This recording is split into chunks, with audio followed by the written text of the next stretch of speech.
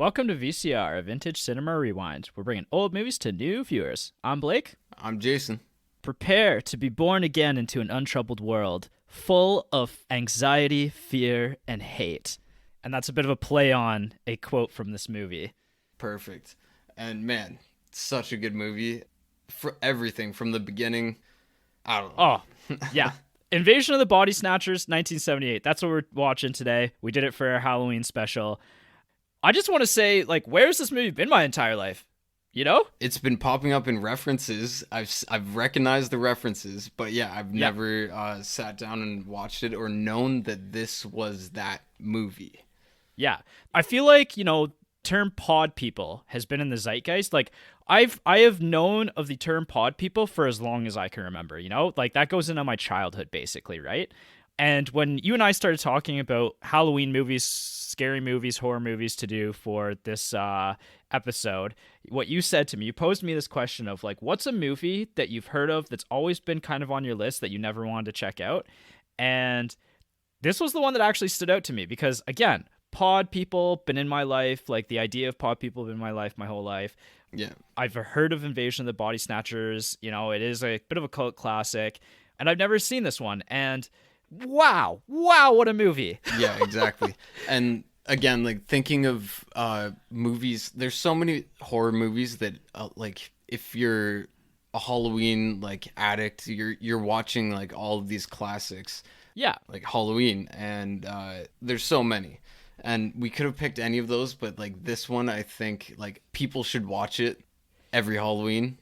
It is shocking how scary a movie from 1978 with a relatively, I don't know if low budget is the right word for it, but low, special effects. This movie really prides itself on inducing fear by Suspense. Interesting camera movements, very, dynamic score with lots of sound effects. And there's a few big people in it, but not that many big people. Yeah, you know what? There's some fun surprises. When we get into the cast and characters of this movie, this is a weird ensemble cast of characters that you would, or people that you would never expect to see together. Mm-hmm. So yeah, do you want to get into the plot a little bit? Yeah, really, I just want to go really light on the plot on this one because I don't want to spoil anything. Again, this is what was our pick of movies that are always kind of, floating around. They kind of exist, but you've never maybe seen them.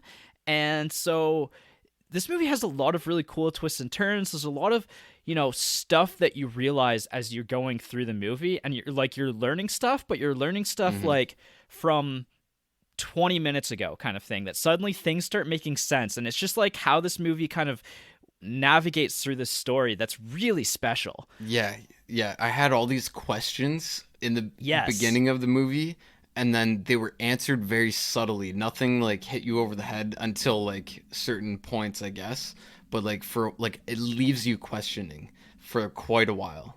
This movie expects you to be an intelligent audience watching it. It's not trying to hold your hand throughout, which is really something special in 2023, right? This is something that you don't necessarily get to see. This is all show, not tell. Exactly. Really, I'll give you the most bare bones plot summary. It really just a premise of this one, because I just want you to go in with the same amount of fear and paranoia that I did throughout this movie. The basic premise of this film is, what if one day you wake up and the person next to you isn't the same person that you fell asleep with? But they are the same person, It's the same body. It's just it is the same person that you have known for X amount of years, you're married to them, whatever kind of thing. And they know you. Yeah, and they know everything about you. It's not suddenly they're a completely different person, but just something's off. Something's not right. Mm-hmm. And that little tick just itches and itches and itches in your brain. It's subtle, and you could miss it easily for a while when you're talking to them, and then but you're why are they what is this? And so you notice that, and then it starts to creep up on you when you're out and going about your business. The person that you're giving your dry cleaning to just doesn't have that quite the same personality that you've come to expect from them. Mm-hmm. Or your jokes don't land when they should, and the inside jokes are why didn't they laugh at that? And like, just yeah, inconsistencies to personality. It's like, again, all of these little things piling up one on top of another until suddenly, your entire brain goes to the reaction of like something has happened to change these people. And that is the heart of this movie, is something has happened to have changed a massive amount of people. And we've got a really cool setting. We're in 1978, we're in San Francisco, beautiful city at this time period. We've got a really interesting setup of the characters. One of the most crazy like cameos of all time in the beginning. I don't even know if you would have caught it necessarily. I did. You did? Yes, I'm so glad you did. It literally, the person came up and I was like, oh my God, it's my boy. And Jess was like, what? And I was like, look who is on the swing right there. Yeah. And it's such a little like crazy moment that hurts your brain. But that's also like a good way to describe this movie, is there's so many small little details of this film that are constantly like alerting the like primal part in the back of your brain saying, this isn't right. This isn't okay. Something's not right here, kind of thing. And that build up throughout the movie. And then we get like, little bits, like you said, like little kernels of understanding as we get through. That's really special about this one. What I'll say is, like this is an alien invasion film as well. It's a sci-fi horror. One of my favorite, like two of my favorite genres mashed in together is always going to be a treat for me. Like this is a Blake movie through and through. In the opening scene, literally the opening credits is of this like alien planet and these weird like single-celled organisms kind of like bubbling on the surface and then floating out, and we've got these like all this synth music and everything, and I was like, oh yeah, this is gonna hit right in the feels. Yeah, and like the music, the score throughout just like has the perfect, like it sets you deep into the creepiness right away. Yeah, exactly. So who are the characters and people you should know in this film? So really it's a relatively wide cast of characters, but there are probably 4 to 5 central characters that we should really dive into. And I'll go through them and kind of how we meet each of them. So Matthew Bennell is one of our main characters. He's a health inspector. He seems to be, relatively passionate about his job. Like in one of the opening scenes, we see him going to a restaurant and basically picking out all of the little details as to what's wrong in this restaurant, all of the horrible like health hazards that they have and find in there. He has a really good attention to detail, and he hates that guy. He wants to shut that restaurant down so bad. Yeah, he's definitely got a vendetta against this restaurant owner. It's a really interesting scene. It sets up some of the wrongness of the film too, because his car windshield gets smashed at the beginning, and that's something that's present throughout the film, which I think is actually really good at setting up kind of that everything that is wrong kind of with this movie kind of thing. He actually is played by Donald Sutherland, somebody we've actually talked about this year on this podcast from The Dirty Dozen. Another great Canadian actor. Another great movie actually that we talked about this year. He's Kiefer Sutherland's dad. Modern audiences, you're going to know him from the Hunger Games series. He was President Snow in that. But he's got quite a big filmography, so really cool. I would highly recommend, diving into his filmography a little bit more if you're interested. He's got like 200 acting credits, I believe. Yeah, pretty close to it. Very important person in the MASH series way back when. The next character who's introduced here is Elizabeth Driscoll. So she's actually one of the primary characters that we're even introduced to. She picks like what I call the meat flowers in the opening part of the film. She picks one of those at the park and brings it home to her husband because she finds it really fascinating. It's kind of different from all of the other biological stuff she's ever seen kind of thing, and she's just really interested in it. And she actually happens to work with Matthew Bennell in the public health office. Just in a different department. She's more like the research and like testing of different compounds and like for health reasons. Yeah, exactly. And she's the one who really gets us going with the plot, because she's the one who wakes up and her husband is no longer the same person that she went to bed with. Like something is off about him. Yeah. And she notices it. She picks it up right away, and she really confides in Matthew to help her just try to figure out and logic her way through what's going on with her husband. Yeah, and they are so flirty. Yes, it's a very like they're definitely husband and wife like work buddies kind of thing, you know? Like that's definitely a thing that you can connect with somebody at work. They can be your work spouse basically, and they're definitely work spouses with maybe, you know, like a little bit something more under the surface. They definitely share a connection, very similar personalities, very close like that.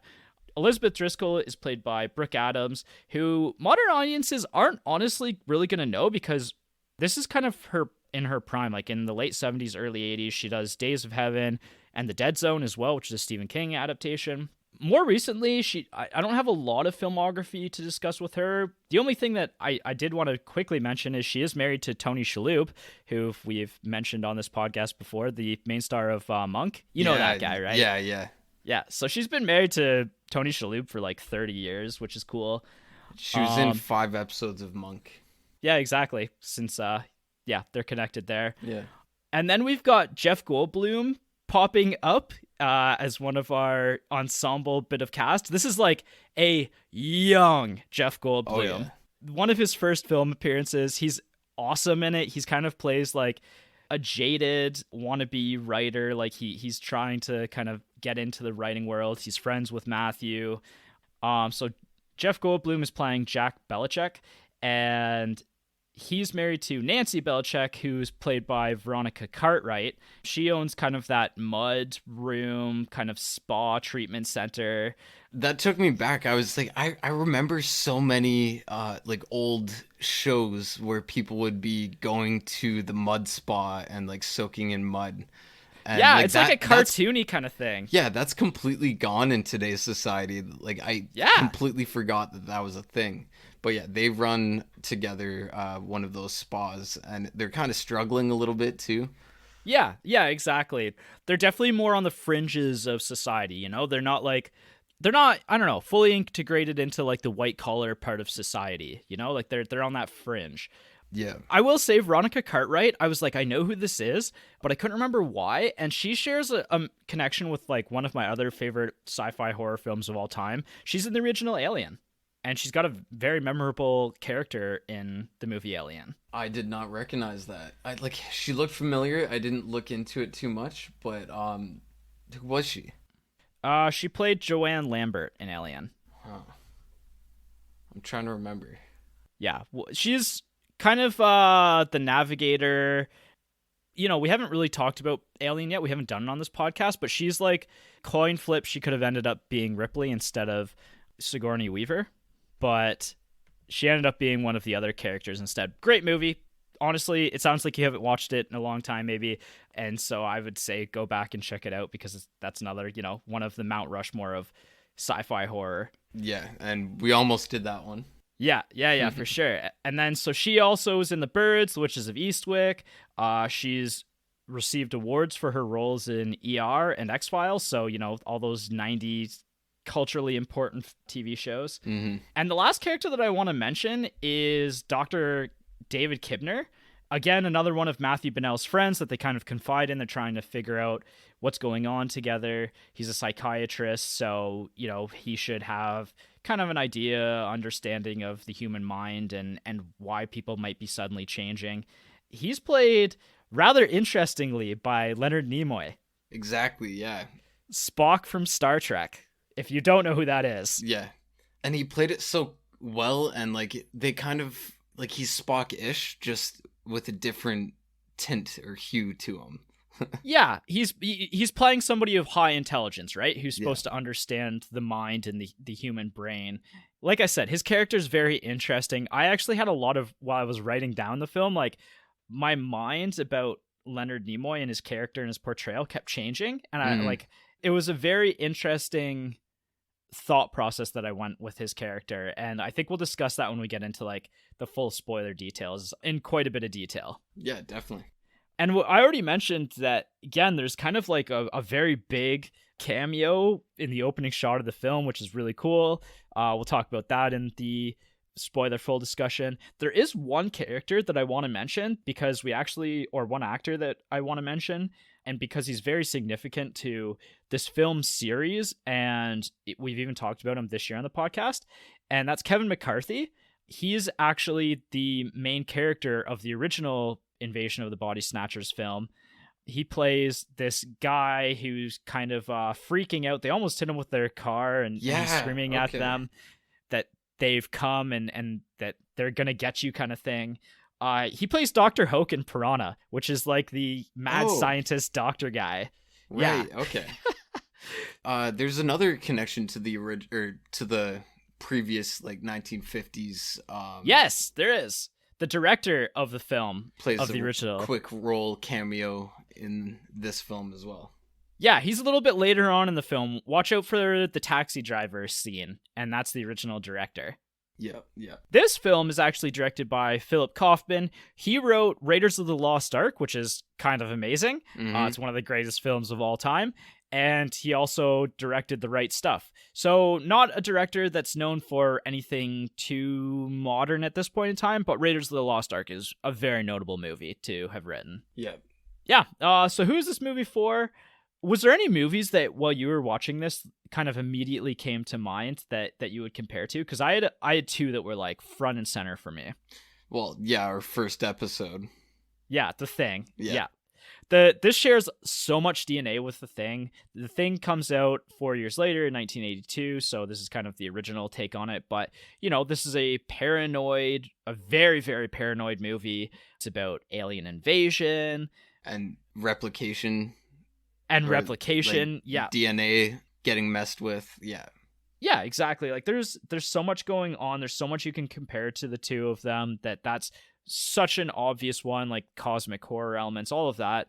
There was one modern film that I actually also instantly thought of, and it's funny because these are all my Mount Rushmore of sci-fi horror or horror in general, but the movie It Follows, this movie shares, not a lot of like plot points with It Follows, but it shares a deep sense of wrongness throughout the film. Like, It Follows is, in my opinion, the king of just like everything going on in that film, whether it's like devices being used, plot, like everything just is like made to make your brain go, what is going on? Why is this happening? Like, just fill you full of that sort of anxiety. And this is the most comparable thing that I have to this, because there was a pit in my stomach the entire time I watched this film. Yeah.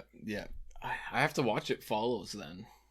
Oh, It Follows is like my Mount Rushmore of horror. Like, my Mount Rushmore of horror before this movie was like The Thing, It Follows, and Sinister. And honestly, this one might round that out as the fourth, because it is a very good movie. And we'll talk about it in our spoiler full discussion more. Yeah. How do you think this film holds up for modern audiences?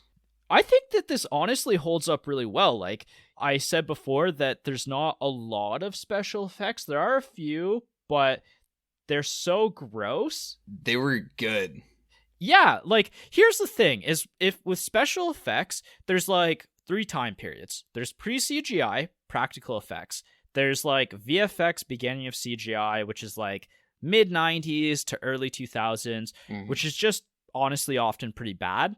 And then there's modern or CGI, which can range from like they spent $100 million on this, it looks pretty good, to they didn't spend a whole lot of money, things were rushed, and it looks pretty bad still. Yeah. And so this obviously fits into that pre-CGI practical effect kind of model. And you and I talked about this when we did Jaws, like way back when. Sometimes less is more, and most of this film doesn't really rely on the crutch of special effects to kind of sell what's happening. No, but damn does it nail it home when it needs to. Oh my God. Like, yeah, them limiting how much they show and then the way they show it is great. There are 2 like scenes in particular that are like truly horrifying. Yeah. For modern audiences, that is not going to take you out of the movie. It's going to draw you in even more. And then also like the pacing, I actually find for an older movie, it's quite tight. It's a 2-hour movie, but you're in it from the beginning to the end, and you don't want to look away. And part of that, again, it goes back to like everything going on in the background, right? Like there's just so much to pay attention to. There's so much like, it's almost like Easter eggs, but not quite. But the more you pay attention, the more you try to put the pieces together, you're really going to get sucked into this one, I think. Yeah, yeah. And yeah, like those background things, they make you question what you think is going on with certain aspects. Like, just from the title that they're kind of the idea of what's going on. And then Right. in like the first little bit, you think but then there's all these questions they build up and slowly answer. It's nice. So Yeah. for modern audiences, like I think I could show this to almost anyone as long as I can convince them, like, just sit down and watch this movie. It's awesome. And if they are open-minded and will watch it, they'll love it.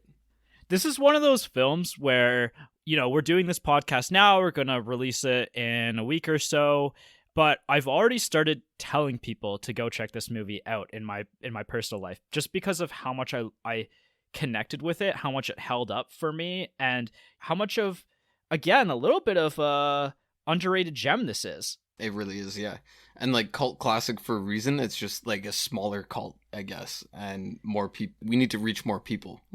Yeah, like, honestly, again, it's a horror movie, so that's gonna automatically close the door on, a certain subsect of the population. Not everybody wants to be scared or feel paranoid, but Yeah. if those are your kind of movies, oh my god, you need to watch this. Yeah, I agree. Okay, so when to watch? I think that this is maybe the best double feature with The Thing that you could ever ask for. I would watch The Thing first and watch this second, and then in my mind connect them as actually like happening in the same universe. That would be such a good movie. It would be like Alien versus Predator. Like, that's how watching them back to back would feel, I think. It's a little bit of a stretch. Like, obviously, it doesn't work out perfectly, and you'll understand once you watch the movie and if you've already seen The Thing. However, it shares enough of the same DNA with each other, and they're both, again, like invasion stories, very paranoid, body like horror. I think that's going to be my goal for next year, now that I've seen both of them, to do a double feature night with these two. Because they're both really special in their own unique way, and I think that's the best way to watch it. Otherwise, like, this is a late night movie. This is a Friday night, like, start this at 9 p.m. kind of thing. Turn off all the lights. Oh, yeah. Turn off all the lights. Watch it in your basement. Yeah. Oh, yeah. Oh, man. I watched this late on a Saturday night, and Annabelle was not watching it with me. She was upstairs doing her own thing. Right. And my God, did she, like, the whole time, because I was in this paranoid suspense like mood and like I was into the movie, I kept looking over my shoulder expecting her to just pop up. I knew she was gonna fucking try and get me. And then the like most perfect like 5 minutes of me getting like zoned right in, and then certain scenes happening, she fucking got me so bad. She scared. Nice. Like I almost punched her. Just like I was so like, I almost got snatched or something. This is a white knuckle of a white knuckle movie. Like, I will say, there are points in time where I was yelling at the TV. Like, it started like me being like, and I don't want to spoil it, but even like I said, there's one particular scene where I was like, come on, like, let's go. Yeah. I think I know what you mean. Yeah, exactly. So I am really excited to talk about this in full spoiler details. So that's that.